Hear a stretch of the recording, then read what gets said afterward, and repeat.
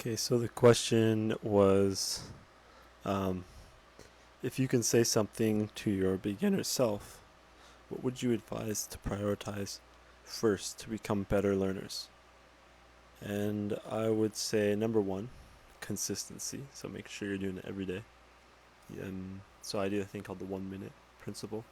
So you have to hold yourself accountable for at least 1 minute. Let that be like your number one thing. Because if you can't do a minute, who are you fooling, right? Um, and then in terms of practice, there's essentially four key areas, okay? And they're all interrelated, um, cross transferable skills for all of them. So if you practice one, you're actually getting better at another, and if you practice this one, you're actually getting better at this one. Um, but firstly, doesn't have to be in any particular order, but let's just say first you have technique. Okay, so that's scales and arpeggios, essentially just going up and down the neck. So in this regard, I say pick one scale, um, and then pick one arpeggio pattern for your right hand. So you're doing something interesting with your right hand, and you're doing something interesting with your left hand. It's a good exercise for both. So scale is left hand, arpeggio is right hand. Okay, and that's under technique. Now the next thing, number two, improvisation. And so basically what you're doing here is you're just playing with the patterns that you've learned so that you can master them even further. So you take like a scale and you, instead of just ascending and descending,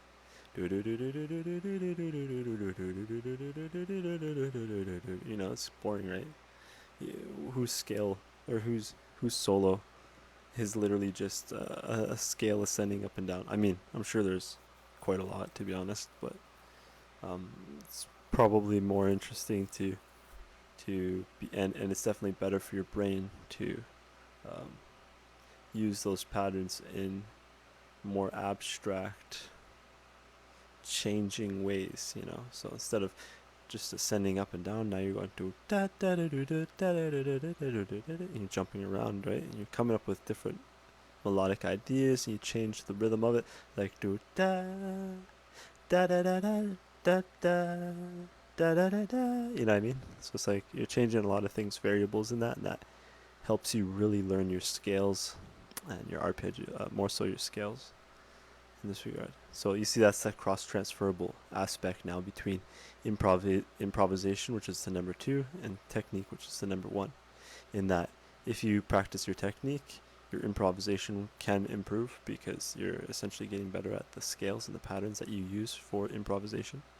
And if you practice improvisation, your technique and scales will improve because you're building the dexterity and you're playing those scales. So very highly connected. So technique, improvisation. Now number three, sight reading. So most people overlook this because they're just like, oh, tabs, whatever, I can do tabs is fine. But I would say get an app for note recognition. There's a great one I have on my iPhone. I don't think you get it on other, like Android, you have to get like another one for it, but if you have an iPhone, it's called, the app is called Notes Trainer, and it just basically shows you a note, and then you have to be like F, and it's like ding or right?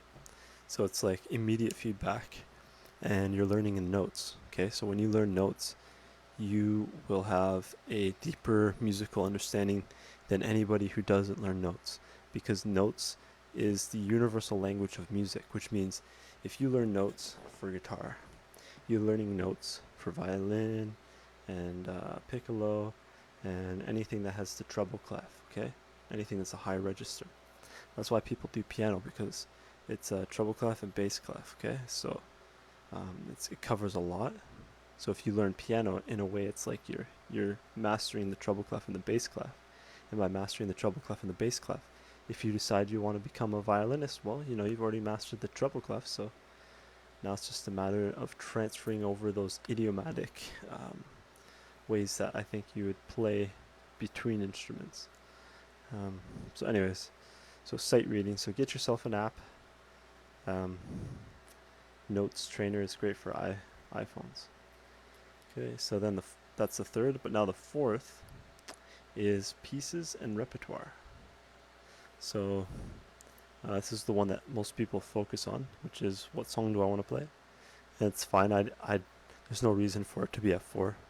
The only reason why I put it at 4 was because it just happened to be there. I didn't want to put these in any order because I think they're all very important, but a lot of people tend to focus on this one because they want to play songs that their friends will know.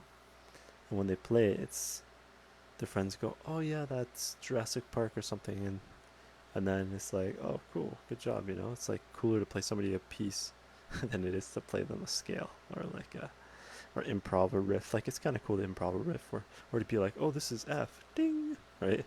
So like the most interesting aspect would be the pieces in the repertoire, but essentially in this area, what you're essentially working on is memorization and performance.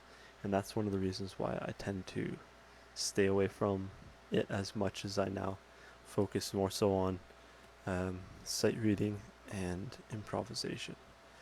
Because improvisation to me is just playing around with scales, so essentially I'm getting my technique. And sight reading doesn't rely on memorization, but more so on just your ability to digest the notes and understand what's going on the page and then be able to produce it. So I hate repetition of memorization. I really don't like the repertoire aspect of the fourth one, learning pieces, because you have to memorize it, which means you have to play the piece over and over and over and over again, and that kind of bores me. Although it does have good aspects in terms of building your memory and building your dexterity. So definitely keep those going. And yeah, so if you focus on those 4 areas, and I'll just summarize it now. 1, technique. Okay, so that's scales and arpeggios. So pick one scale for your left hand. Pick one arpeggio for your right hand. The second is improvisation. So now you're taking those scales and those patterns that you've learned in music. It could even be from a song that you played, somebody else's song or whatever, and now you notice a pattern in it, and now you're not just playing it the way they played it, you're playing it the way you're changing it, right? So that's improvisation. And if you can play around with these patterns that you've learned and create your own things out of it, then um, you're mastering those things on a deeper level than just, you know, linearly climbing up and down scales, okay? So definitely improvise. Um, Number 3, sight reading. So get that app for note recognition and start, having it go and you being like F ding, right? So a notes trainer is great. I think there's actually another one for guitar, which was called like Guitar Notes Pro or something like that. Hold on, let me see here. Oh, here it is, Fret Trainer. So it's called Fret Trainer. Get that one. It's so good. Okay, so that's number 3, Fret Trainer. Number 4, pieces and repertoire. So that's, pick a piece you want to play, something that you think would be interesting. Try to pick something that's a good beginner piece. Preferably, if you're a really beginner, you want to pick something that just has, like, you just play like the melody or something with like one note at a time. You don't want to play like big chords and stuff because, now you have to figure out all the chords and the fingers aren't, working together, and it's crazy. So just do songs that are simple, like Ode to Joy or like Twinkle Twinkle, like not so much those songs, but like songs that are like those songs, you know what I mean? Like that has just one note and you're playing a melody.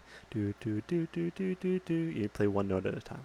Okay, so uh, quick reiteration: technique, do scales left hand, get it one scale at least for the left hand, and an arpeggio pattern for the right hand. Okay, number 2, improvisation. Mess around, play around with those patterns and scales, come up with your own stuff so that you can understand those concepts deeper. Number 3, sight reading, get that app, Frets Trainer and Notes Trainer or something like that, fretboard, Guitar Fret Trainer or something like that. That's really going to help. Don't leave that in the past. There's too many people who think it's not necessary, and unfortunately it holds them back, I feel. And then the fourth is pieces in repertoire. So find something like Twinkle Twinkle Little Star, in the sense that like it's simple to play, it has like one melody, or sorry, one note at a time kind of melody action. There's no big chords. There's no uh, lots of lots of things happening. Hedwig's theme is a good one. Yeah. Anyways, I hope that helps.